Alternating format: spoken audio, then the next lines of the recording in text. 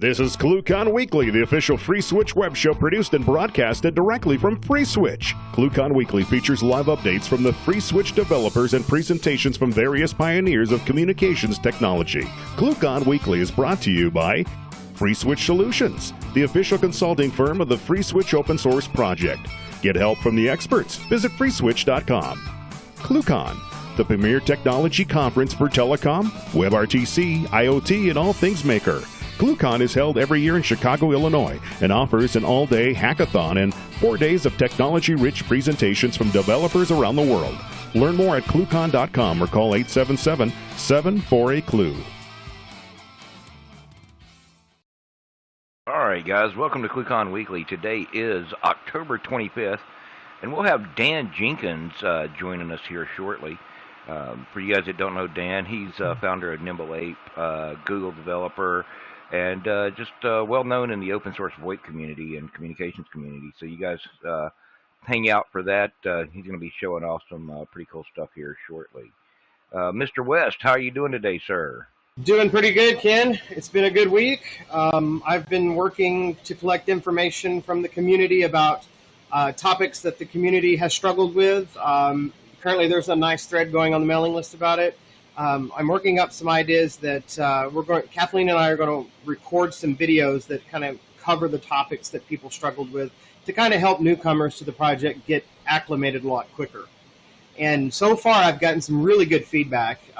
Things so I'm too close to the project. I know how everything works, so I don't struggle with anything in that regard. So having some input from the community has helped tremendously. In addition, I'm still looking for people to assist with the FS 1.8 config repo. I'm fixing to do a big overhaul on it sometime probably in the next week. So expect to see a lot of activity there. Basically, we're going to build some nice examples of how to use FreeSwitch and include those in 1.8's release config. Cool. Anything else you want to get out there today? That's pretty much it. All right, cool. Thank you, Mr. West. Next up, we got Miss Kathleen King. How are you doing today, ma'am? I'm doing pretty well. This week in the code, we had a lot of great bug fixes. So go check those out. Doing some pretty good stuff. We're about to have some good stuff come down the pipeline, including Brian's configuration audit commits, so keep an eye out for those as well. In other news, early registration for ClueCon is open. Visit ClueCon.com, click the little registration button, go ahead and get in there and get registered. We do have an early bird discount for those that came last year. Keep an eye out for emails. And then we need more people to join the docs team. We're going to have another docs push coming up here pretty soon. And if you'd like to help just work on wiki pages or get some stuff a little bit clarified on the documentation, please let us know. Join our docs team, join our docs mailing list. And if you have any questions, email me, Kathleen at freeswitch.org, or Brian at freeswitch.org. And I think that's it for me today, Ken. All right. Thank you, Miss Kathleen. You guys don't forget to check out her week in review. You can find that over at freeswitch.org, and you can get posted there to the main page. So you can keep up with all the commits that are happening and get some more detail on what's going on there. So next up, Mr. Dan Jenkins. How are you doing today, sir? I'm good. How are you? Doing good. So, I know that you've done a bunch of work in web dev, and you founded Nimble Ape, and I know you've been around the open source communications stuff for a while, but what else have you been working on lately? And tell us a little bit more about yourself. Okay. So I guess I do a load of web stuff. I'm a web guy that does telecommunications. So really, I was a web developer, like a typical web developer, for probably 3 years. Did like PHP, MySQL, like back-end type stuff. Then moved on to Node, and then got thrown in the deep end one day where we needed to integrate into a VoIP system. So I built a thing that joined that to our in-house call center. So that's kind of how I got started into telecommunications. And then, ever since has been just kind of merging old telephony to modern web. So yeah, I'm a big web advocate when it comes to doing stuff today. And yeah, what I'm going to show today is what I did. I did a demo at Astricon for Dangerous Demos, and it like hardly used Asterisk.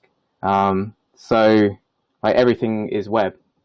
So that was my idea for Astricon. I wanted to show off the web. Cool. So when you get ready to for your slides, just let me know and go ahead and take it away and show us what you got to play with today. Cool. Okay. Yeah, I'm ready.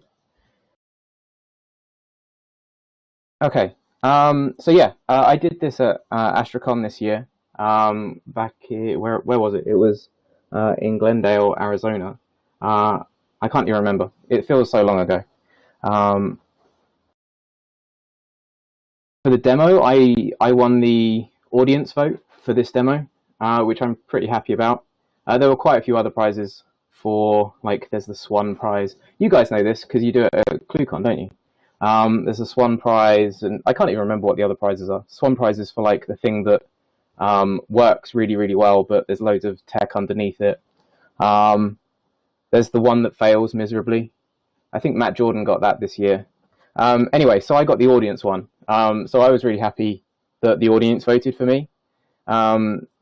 It's remarkably difficult to take a picture of a glass award. Yeah, so I'm based in the UK, just outside of London. I founded Nimble Ape Ltd. Three and a bit years ago now. I'm a Google developer expert, so in web technology. So that's pretty much Google saying, yeah, this guy knows what he's talking about. We're happy to support him or her in what he's doing for the web, etc. As I said, I'm a web guy who just happens to do telephony. At heart, I do a load of Node. Probably 90% of what I write is Node.js because it's a really, really good fit for telephony. It's event-based. Telephony is really event-based. So I do a lot of Node and a lot of WebRTC. That's how I became a Google developer expert. What was it, 2 years ago now? There weren't any WebRTC experts. And Google were looking around for more HTML5 experts.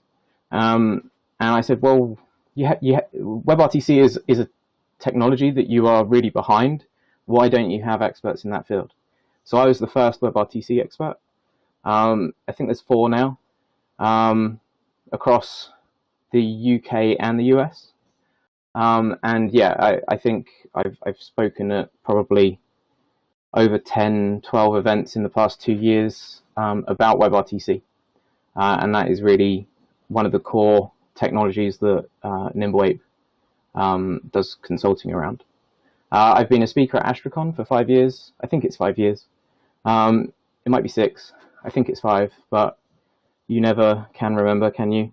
I've never spoken at ClueCon. We might change that this year, maybe.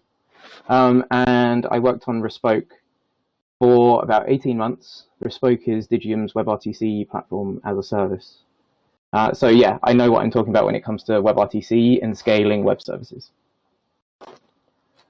Nimble Ape Ltd. I'm going to go through this really, really quickly because it's really boring. But yeah, real-time communications consultancy, do a load of web, do a load of VoIP, plus anything new.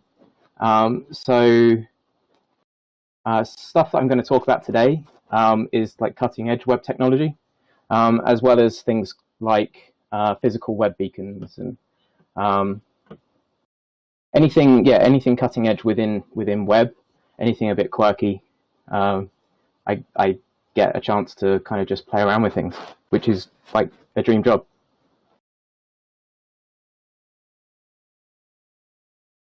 So yeah, before I show it off, and then we can kind of discuss more about it afterwards in a really informal way. I should probably go through what makes up the demo. So as I'm pretty sure it's the same at ClueCon, but dangerous demos you usually have like 3 minutes or 4 minutes to do your demo. and I had, I'm counting up devices at the moment, so I had 1, 2, 3, 4, 5 devices connected up to Chrome. So it took me a little while to get everything set up on the stage, let alone demo everything. And so yeah, I ran out of time in my demo, but I kept going. There's a video on Periscope. Go if you're interested. Like, tweet me on Twitter or something. I can send it to you. So yeah, as I said, the browser itself, not necessarily the web. I see the web as the internet, and the browser is the browser, because they are very, very different things. So the browser has become extremely powerful, and we're leveraging the browser more and more. We're making things like progressive web apps now. There's loads of web APIs that do really amazing things. So I wanted to show off the browser and the web, and what those things bring to us as telecommunications people. So Alison Smith, who does all of the recordings for Asterisk and a load of other projects, she recorded some prompts for me specifically for my Dangerous demo. She was very, very amazing in what she would be willing to do. I sent her a list of probably 20 or so prompts, and she came back and said, well, I mean, half of them were very close to the mark, probably. And she only came back with 2 that she wouldn't do. So, yeah, Alison is a great sport. So, yeah, 90% of my demo was JavaScript in Chrome. And the other 10% was using Node.js and the ARI. If you don't know what the ARI is, it's Asterisk's new REST interface, which means you can write an application entirely outside of Asterisk. So I wrote a conference bridge using Node.js. And Asterisk was really just there as PSTN interconnect. Plus it was Astricon, so I kind of needed to use Asterisk. But I mean, I could switch this out in a couple of hours for FreeSwitch. I could switch it out for like a normal MCU for WebRTC and not have any PSTN interrupt. So I keep saying web APIs are amazing. Which ones did I use within this demo? So we had web audio. Specifically, I used Howler.js, which is a great open source library wrapping web audio, so that you can kind of, I think it's like 4 lines of JavaScript using Howler to like play a sound file. Whereas with web audio, pure web audio, it would be probably 25 lines of JavaScript. Web MIDI. So you can control MIDI devices, and they can actually control Chrome as well, control JavaScript. Web Bluetooth, so that's brand new. It's been around for, I guess it's coming up to a year, but it's still not in stable Chrome. Hopefully it will be. I'll talk about that later. Web Gamepad has been around for donkey's years now, but very few people actually use it. And then, of course, WebRTC to connect up to Asterisk so that other people could listen in to my demo. So, so Web MIDI allows devices that talk the MIDI standard to send and receive data to and from Chrome. It's supported in Opera because Opera uses Blink, which is the underlying framework that Chrome and Opera both use. But it's not in Firefox, and it's not anywhere else. Firefox, the URL there for Mozilla, is actually the first stage of them implementing it. And so, yeah, you'll see I actually use a lot of APIs that are very specific to Chrome, but they're slowly kind of rolling out to other browsers. So this means that I could use MIDI devices. So I've got 2 MIDI devices here, a Novation Launchpad and a Novation Launch Control XL. So the Launchpad is just a load of buttons, and the Launch Control has sliders and knobs. The knobs don't do anything in my demo, but you can control all of this. using JavaScript. And that's pretty amazing that you can do all of this with JavaScript. So I can control what lights are turned on. So this is one of them. And using JavaScript, I can say, I want that button blue, or I want that button green. So there's output, and then there's input as well. When I push a button, JavaScript gets told that I've pushed a button, and I'm able to do something based on that button. And it's the same with the other controller. So when a fader goes up and down, I get a value. So I get told that a fader is set at 0, or I get told that a fader is set at -60. But so anything that a MIDI device can do, you can control it, or you can be told about it. Web Bluetooth. So Web Bluetooth is pretty amazing. It means that any Bluetooth low energy device that talks the proper Bluetooth low energy standards, i.e. it runs a GATT server, it can talk to Chrome and Opera. And Firefox are looking at implementing it, and Edge are looking at implementing it as well. So yeah, I can take my microbit, which is a there it is. The microbit is a small board from the BBC, and ARM, and it has loads of sensors on it, but it has a BLE thing on it, transmitter on it. And so I can control the microbit, or the microbit can send stuff to me over Bluetooth using JavaScript.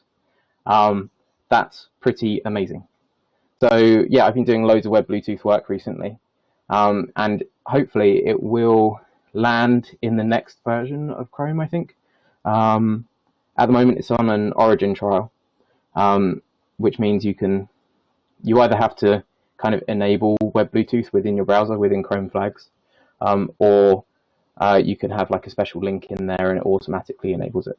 So hopefully soon it will be everywhere within Chrome, and hopefully Edge and Firefox follow through with their plans. Oh, it's also in Opera as well. So hopefully Edge and Firefox kind of carry on. And then that's the most of the browsers. I don't expect Safari to catch up anytime soon, because we all know that Safari doesn't. So yeah, I used a microbit, and on the other side of the microbit, there's 2 buttons, one on either side. There's also an LED matrix. There's loads of cool stuff on it. If you're interested in, like, even just cool tech, go take a look at the microbit. So using the microbit, I was able to press buttons, and again, it told JavaScript, yeah, I pressed the button. And then, of course, mini drones. So this is a Parrot mini drone rolling spider, and that is Bluetooth low energy. And so you can control that using JavaScript. So, of course, I had to put a drone into the demo, because, I mean, why not?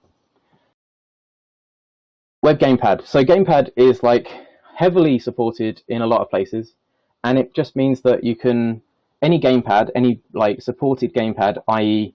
Xbox controllers, PlayStation controllers, etc., whether or not it's over USB or Bluetooth, you can get that data from a gamepad that I pressed X or triangle or forward or R2 or whatever.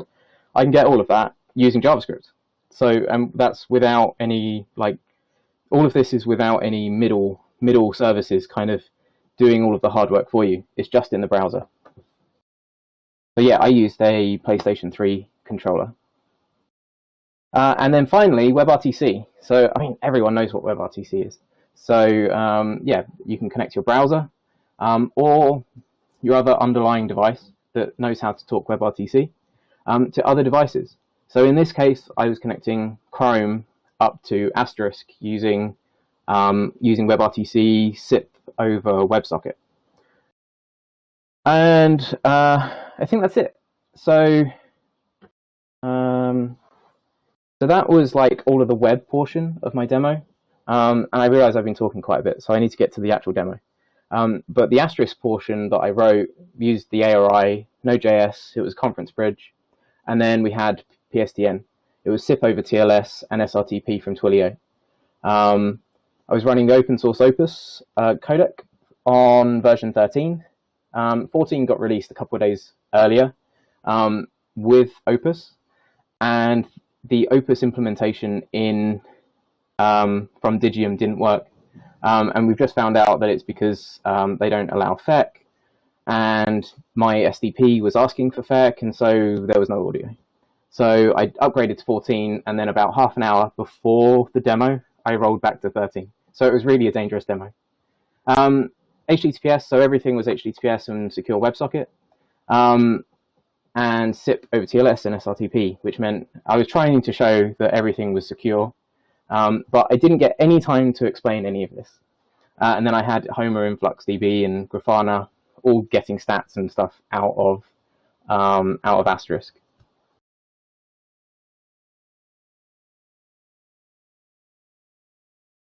And then, yeah, I should really say thank you to Alison.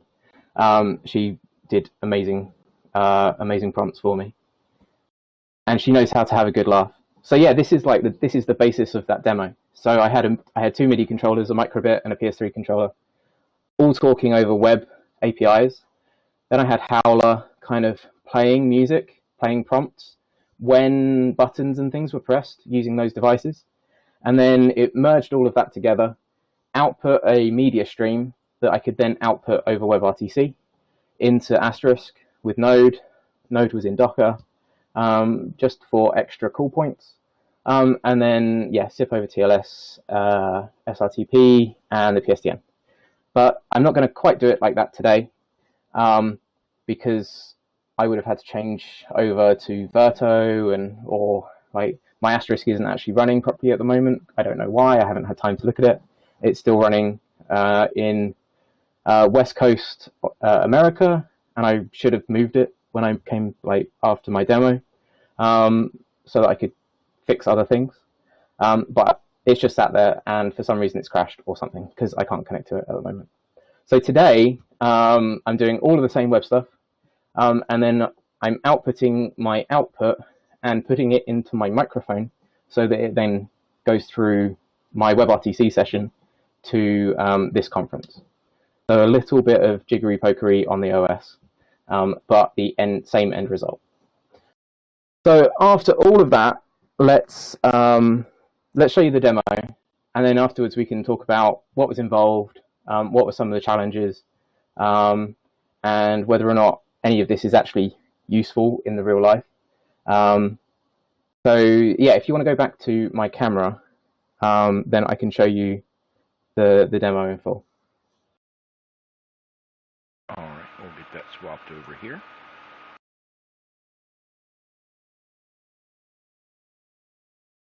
Cool. Okay. So as you can see, I've got one MIDI controller here and another one here. And all these do are when I press a button, it makes web audio do something. So in this case, it was playing TT Monkeys from the Asterisk sound prompt library. But I mean, Alison did loads of cool things for me, so maybe I can show those off. Thank you for calling. Self-destruct has been initiated. Let's do it like they do on the Discovery Channel. So that was one she recorded for me. Darling, push it real good. Play that funky music, white boy. So they're quite interesting. But I mean, so you can because this is JavaScript. Hang on, I can. Yeah. So if you go back to my screen share, you can just see.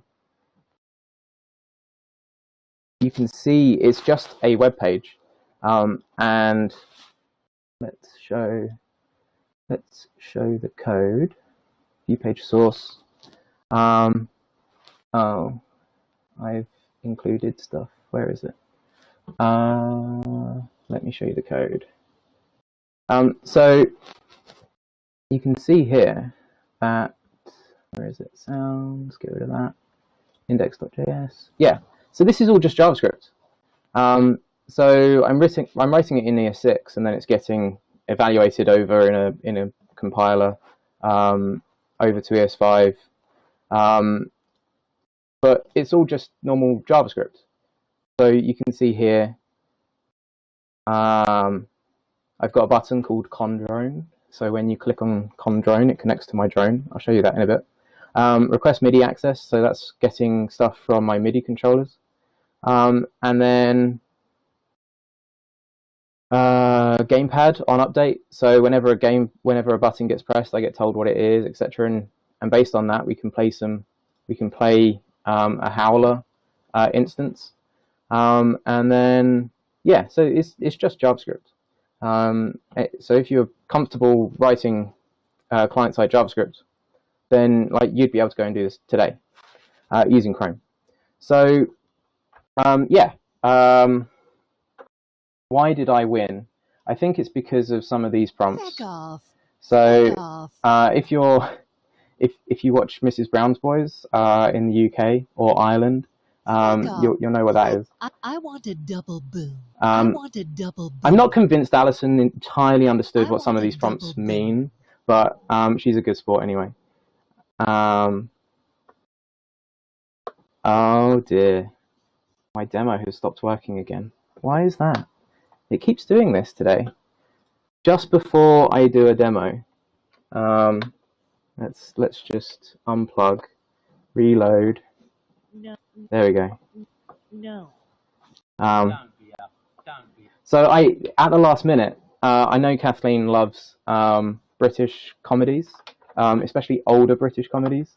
So I added some British comedies into my prompts. So, no, you are not gay. I am gay. So no, you are yeah, not Little gay. Britain. Should we play a little game with Kathleen? What's that, Kathleen? What? It's Only Fools and Horses. If you don't know what Only Fools and Horses is, you should definitely go and watch it. But so that's one of my gamepads, of my MIDI controllers, and then yeah, you can play music and you can control them using sliders, how loud they are, and this is all using JavaScript. I mean, music on hold isn't that interesting. Play that funky music, white boy. Don't press the buttons, Daniel. Okay. So that's the MIDI controllers. But I've got other devices as well. So I've got WebBluetooth devices. Unfortunately, for some reason, this won't work today. Whenever I try and connect to my microbit, which you can see just said BLE. So if I try and connect to my microbit, it won't show up for some reason. And I have no idea why it's not working, because it works on my Chromebook. So never mind. It was only 2 buttons anyway. But yeah, so my gamepad, which is connected over Bluetooth to my OS, and then directly using JavaScript, you can press buttons, and you get Happy camper. You get told Happy Camper. So that's from Father Ted. Again, if you don't know what Father Ted is, go Google it. I love my brick. Come on, Barbie. Let's go party. So yeah, I won my award because of some of these prompts. And what else? So was that it? Four input devices, all using JavaScript. So you can imagine me talking about this very frantically in 3 minutes, as well as Alison being there at the time, and that's why I won. And then maybe this might work. So this is a drone, and like I said, it's Bluetooth Low Energy. So yeah, I can connect to this. I tried it earlier, and it does show up. So I've got a green. Come on. Connect drone. Green. This should be showing up. Oh dear. Dangerous demos. No, it's not showing up now for some reason. Anyway, so when I pressed the button on my MIDI controller, it then made my drone fly and do a flip.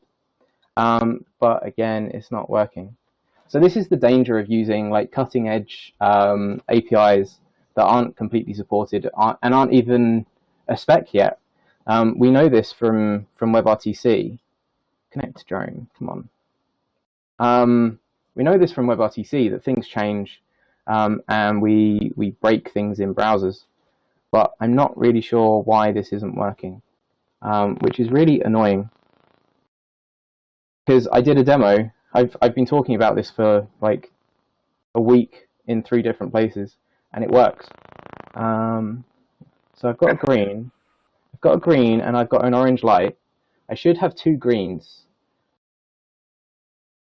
Okay. So let's play like it's Windows. Did you try turning it off and back on? we can try refreshing the page, and we'll see what that does. So I've got 2 greens. Connects the drone. Come on, lucky drone.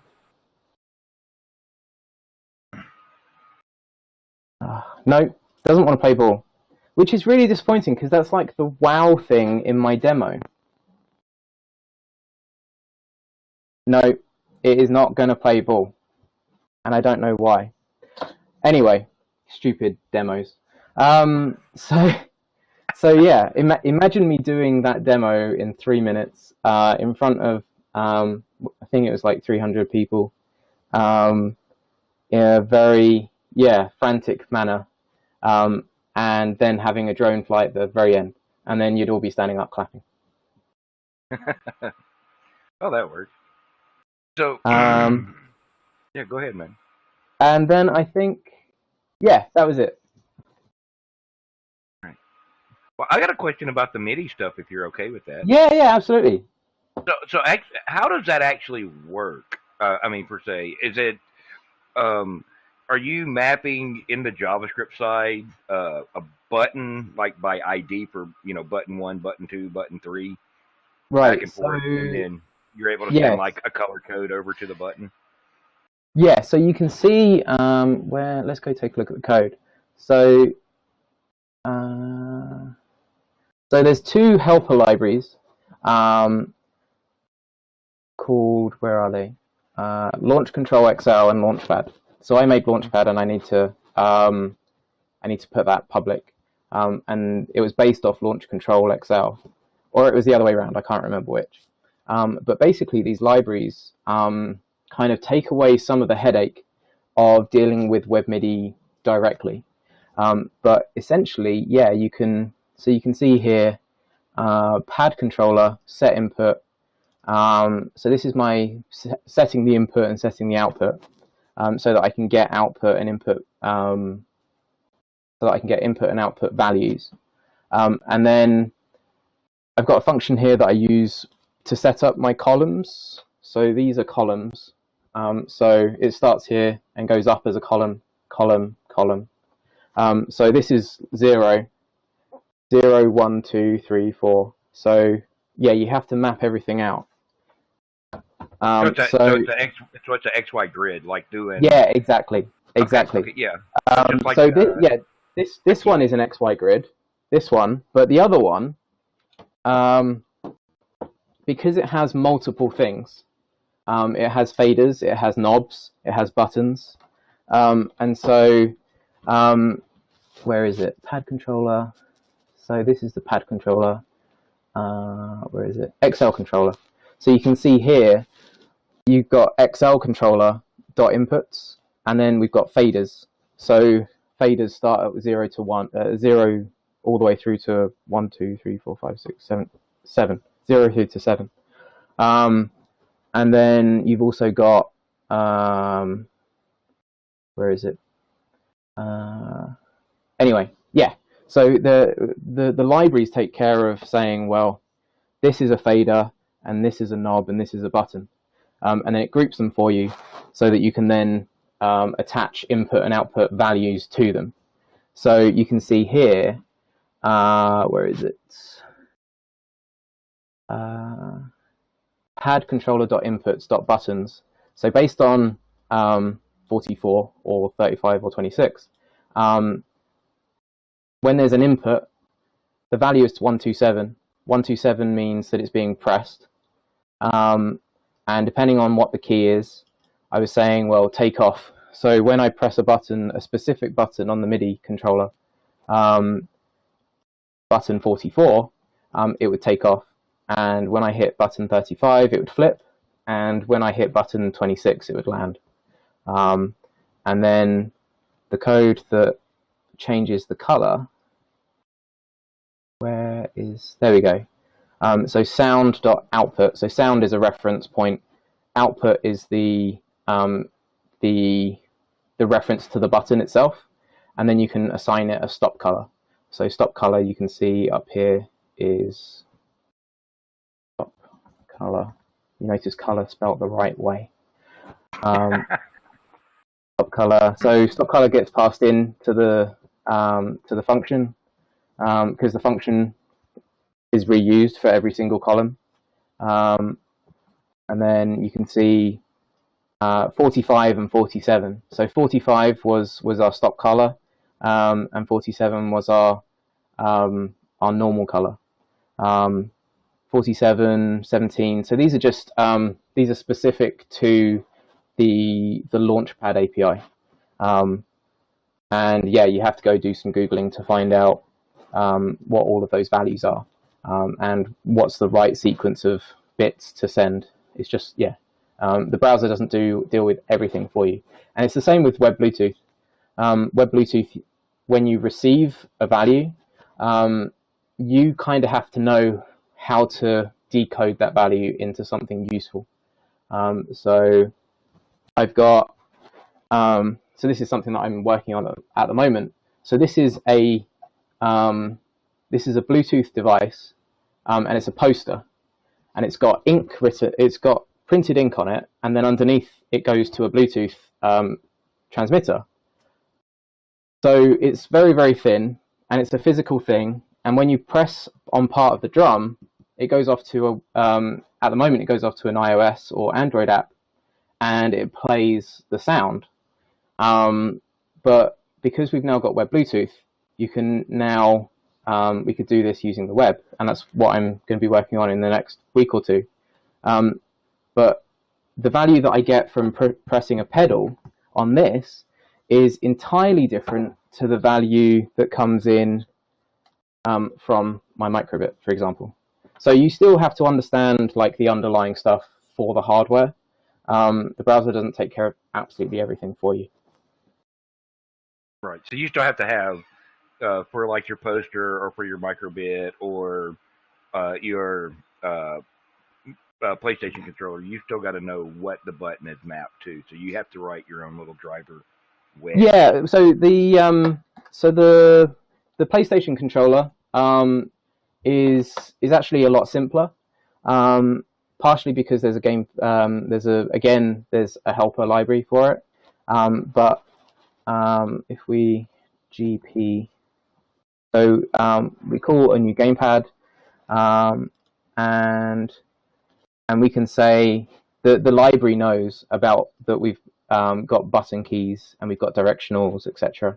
And so yeah, it's just a case of mapping X or triangle or up and down to certain things. Well, that was pretty straightforward there. So now I'm going to ask the wacky question here and put you on the spot a little bit. So when you're dealing with this stuff, we're now starting to put a lot of JS into the browser. Mm-hmm. How do you see, I mean, we've seen some improvements on that, and, you know, a couple of the browsers are talking about now how they're going to improve their memory footprints because it's getting kind of wonky. If you look at the memory footprint on your machine, how do you think, you know, interfacing with these kind of libraries, the growth of just the amount of JavaScript that we're running now, plus things like WebRTC, we start mixing that in. Now we've got media handling for, like we're doing here on this thing with video and audio. And so the memory footprint keeps growing. So what do you think, how do you think we can address some of those things so we don't end up back the whole reason we're doing this in JavaScript now was to get rid of Flash. But it Right. almost seems like we're kind of getting back into that same gotcha. We can do all this really cool stuff. So how do we do it in a sane way without, ending up with flashy banner ads in Right. JavaScript? That's a very good question. So yeah, there's web animation APIs and everything now, so that you really can do an awful lot in the browser. How do we stop that? I know that there's especially there are movements out there that within Google and within Mozilla, etc., to make it so that you can't really abuse these things for adverts, etc. But in terms of like having a lot of JavaScript on a page, I don't think we're going to go away from that anytime soon. People like single page web apps, for example, because it means, like, if you take WebRTC, it's a great example of this. If you want to have a WebRTC session, then you can't navigate between pages and have server-side rendering, because your session would drop and then reconnect, because your session isn't kept within the underlying like JavaScript within like a service worker or a web worker. So I don't think we're going to get away from it, but we are seeing more people use the right technology for the right job. And so it was the craze maybe less than that, 3 years ago, and people would write single page web apps for like everything, even if it didn't make sense to do it. People would still do it. Whereas today, people are kind of moving away from that a little bit, and they're using the right tool for the job. And that's what we keep talking about at conferences, etc. Use the right tool for the job, whether or not it's a server-side rendering, or it's all client-side based, or whether or not it's a mixture of both. So with progressive web apps, this is something that Google are really pushing a lot at the moment, where you a couple of years ago we had something called app cache, which meant you could say, well, here's when my web page is loading up from my home screen, because I've saved it to the home screen, here's the color and here's a logo, and that was app cache. But it didn't really deal with the underlying issue, because you couldn't really use that web app offline. It didn't really compare to the proper apps, let's say. So progressive web apps are the kind of new thing that we're pushing forward, and that's driven by something called the service worker. And the service worker allows you to have underlying control of the network. So you can say, I want to cache all of these things, etc. And so when you make a progressive web app and you save it to your home screen on Android, you can't do it on iOS yet. When you save it to your home screen and you turn on airplane mode, the app should work in exactly the same way as it was when you were online. And so I guess we're just writing better applications nowadays than we were 2 or 3 years ago. That's a really wishy-washy answer, but that's the best I've got at the moment. No, I mean, I get it. I mean, we keep going back and forth, and we've seen the cycle for some of us older guys where we started out, 30 years ago we were doing all host-based computing, and then we went the other way and we went all the way down to the workstation, and we pushed everything out to the edge of the network for doing all the processing and all the heavy lifting, and then we figured out that by doing that, we're just spamming all the network links, and we don't have the bandwidth to continue doing that.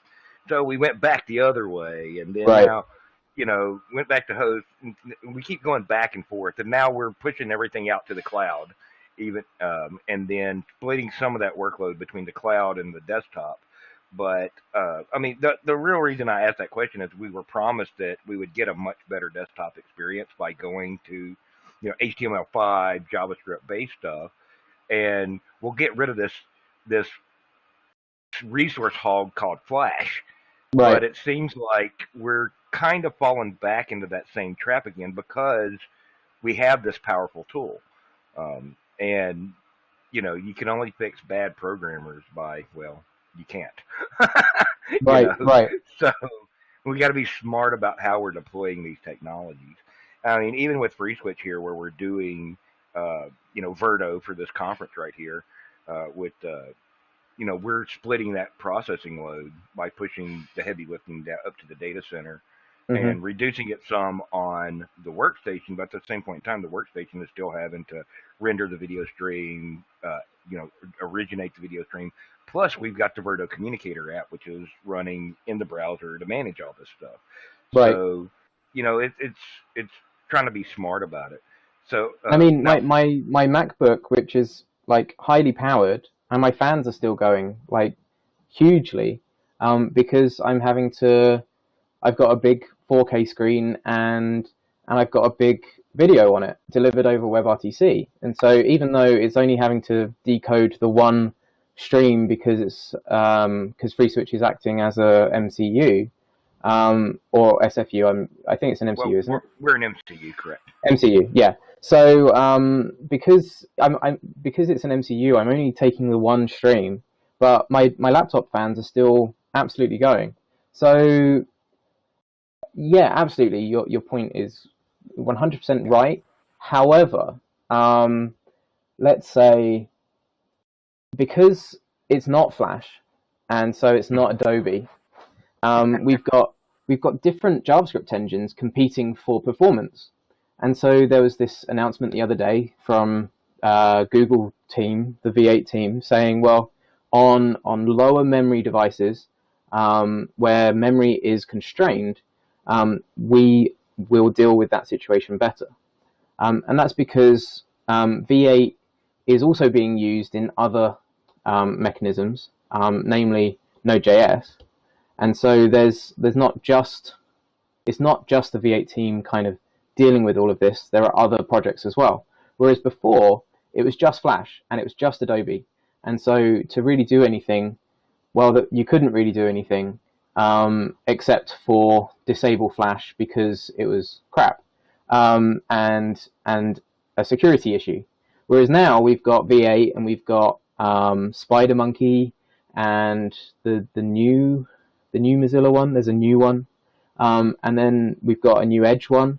So many names I can't even remember what they are, but they're all different in the underlying core, and so they're all competing for the best performance because they want people to use that browser for performance. And so we've got this healthy competition now, and I think that's the key. We've got competition, and it's not just Flash. Yeah, I know, and I have to agree with you there. I mean, there's no arguing that point.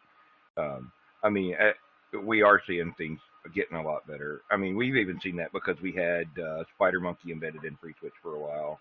Right. And then more recently we switched to V8 because it was a better engine.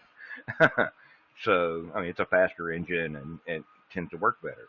So, I mean, that may change in the future, and hopefully, things just keep getting better and better between all of them. So, I mean, we're definitely still seeing some better performance. Don't get me wrong, because what we got now is light years ahead of what we had with Flash. We can do pretty much everything now that we were doing in Flash before. We can do that with JavaScript now. It's just, it seems like the more capabilities that we give certain programmers, the more they want to try to use them and abuse them. in a bad way. Yeah. Completely agree. And I think that's just the nature of the beast. There are always going to be bad people out on the internet. And we as good citizens just have to do as much as we can to educate people into the right way of doing things. So now you said, I'm going to revisit the Launchpad for just a moment. Sure. You said you wrote part of that library. Are you sticking those out there in the NPM or? Yeah, so I'm pretty sure it's kind of cool. I might have to get me a Launchpad now just to play with this. Right. So I'm pretty sure. Yeah. So Launch Control XL is already in NPM. So NPM isn't just for Node. It's also used for client-side stuff as well. And so, yeah, Launch Control XL was already there. So I've actually adapted it so that I could do more with it, and I still haven't contributed it back. I haven't even committed it up to like my fork of it, because I need to tidy it up a little bit. So Launch Control XL, and then yeah, I essentially cloned I cloned Launch Control XL and made Launchpad, which essentially did exactly the same but mapped different buttons. So that will become open source. So there are already some Launchpad modules on NPM, but they're all designed for Node. None of them are designed for client-side JavaScript. So that's why I cloned it, and yeah, I need to go back and tidy it up and open source it. But I will be, yeah. Yeah, I could see some uses for that with Verto Communicator in the conference bridge. Right. So it seems so bonkers, but like just being able to press a physical button instead of like a virtual one on a screen. So I guess an idea that you're having is being able to switch between your video instead of having to click a button or whatever, to say I want Dan on the screen right now. Instead of clicking on a screen, you could just press a button on a physical device, because we all like physical things. Right, or I'm thinking more along the lines of, hey, let's make fun of Mike Jarris. Click, and he's automatically booted off the conference. And right. There's one button on the keypad. Things like that. Or you know how it is when we're, we do these conferences all the time, and we get informal with them, and it's always fun. We get the soundbite memes that are coming out all the time now. Ain't nobody got time for that. Just hit a button and it plays. Nobody got time for that. Exactly. That's right into the brain for everybody here. So that kind of stuff is very interesting, and especially since you can map colors back to the buttons. There's some interesting ideas there. Matching a color to an individual, kind of like we did in old school or newer IRC clients. We would assign colors to different people in the room so you could pick it out. Now you've got a color on a button matching to a person on the screen. There's all kinds of craziness that you can go. Right. So these we're talking low-hanging fruit right here. Not even going nutty and trying to come up with a new idea. Right. So yeah, on the Launchpad at least, they are RGB LEDs, and so you can make them any color you want, which is pretty cool. It's not you're not limited to certain colors. They're proper RGB LEDs, and so you get full control over them, and you can control how bright they are. So you can see when I press it. That's cool. So if you don't, that's Little Britain. Again, go watch it. It's fantastic. Cool. All right, Dan. All right, guys. Anybody else have any questions for Dan? I've been taking up all the question and answer time here. You guys go ahead and chime in.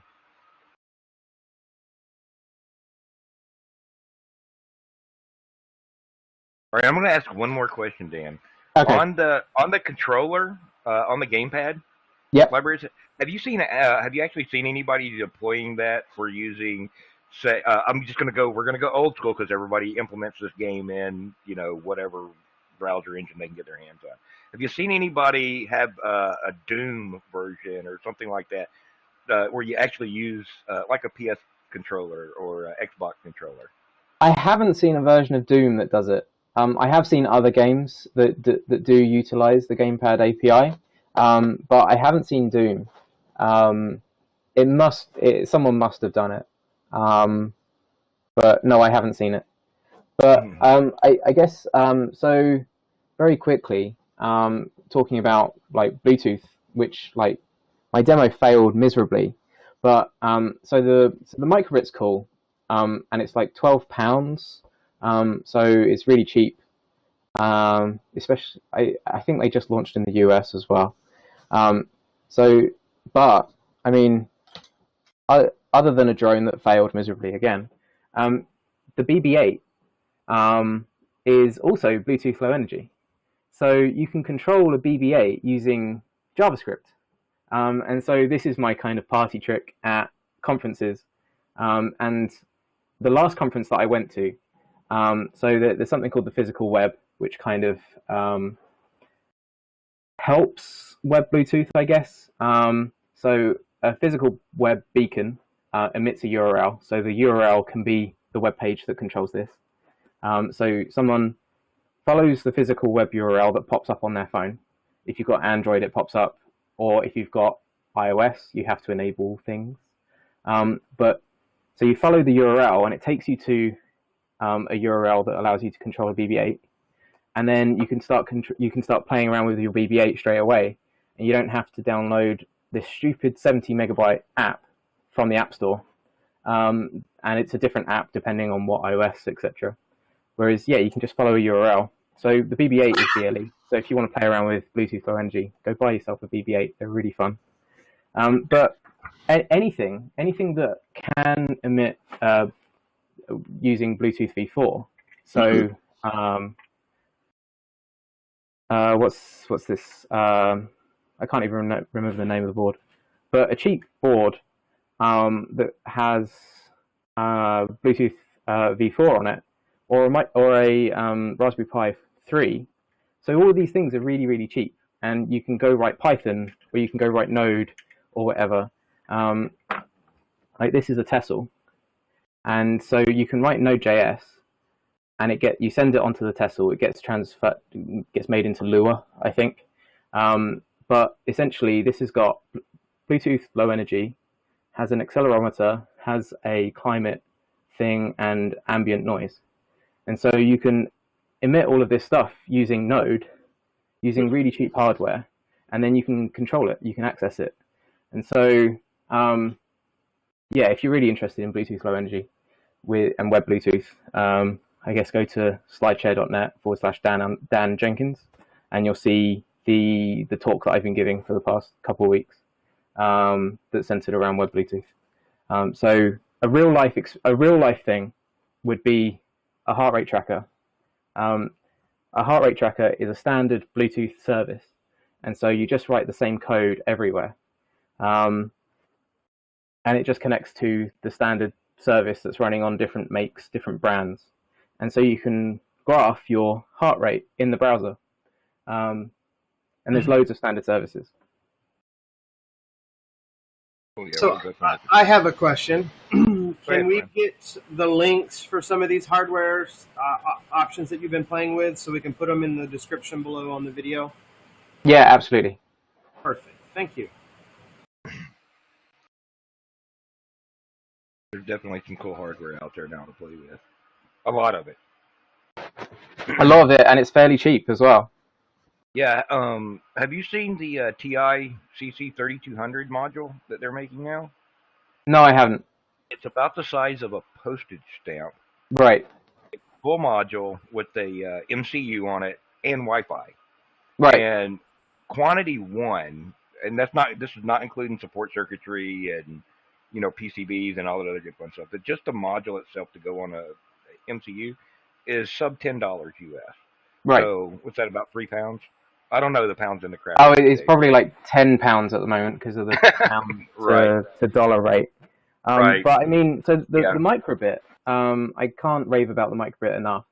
The microbit is like £12, £13. So what, $15 at the moment?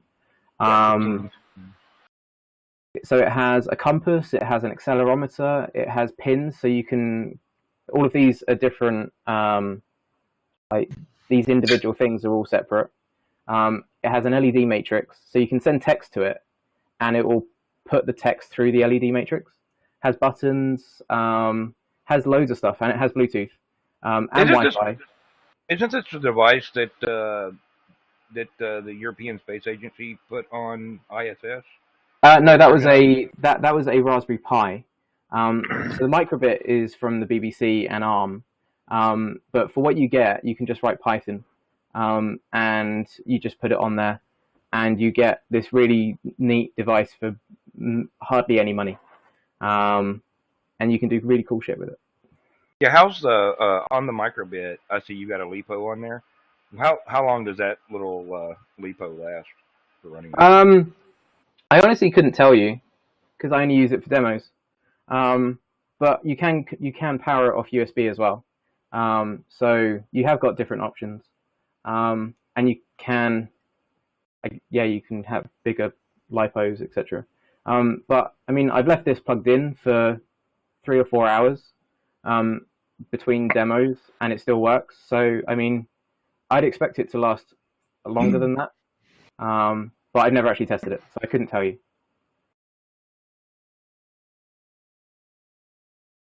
But yeah, loads of cool tech, especially tech that you can combine up to a browser. Yeah, and actually, Jersey Mike asked on IRC, is any of this code in the public domain? No, it's not, but it is being open sourced, and Dan will be providing URLs for us for that for later. Right. So the Launchpad stuff will be being open sourced, and I keep meaning to write a blog post about all of this, which requires me to put my code on GitHub. So that will be happening soon, once I have some time, probably next week. So yes, it will be all being open sourced, and there'll be a blog post to accompany it. Well, all right, guys. Anybody else have any questions for Dan?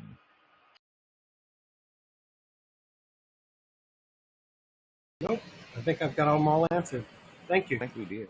Yeah, Dan. So I want to say thanks for Dan for coming out today. So you guys don't forget to click that subscribe button down below, and follow us on Twitter at FreeSwitch at ClueCon, and check us out on Facebook, like us there, and we'll see you guys back here next week. Actually, I want to get a promo in for next week real quick.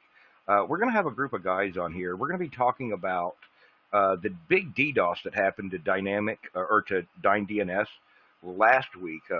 We're working on trying to get some big names in here for that, and we're going to have several guys. Some of them you'll know, some of them you'll only have heard of.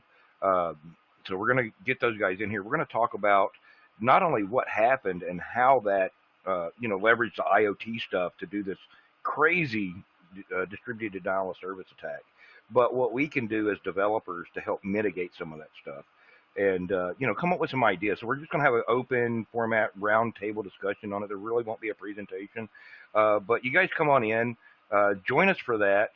It'll be noon next Wednesday right here on 888. So you guys call in, join us. We'll have the guys here.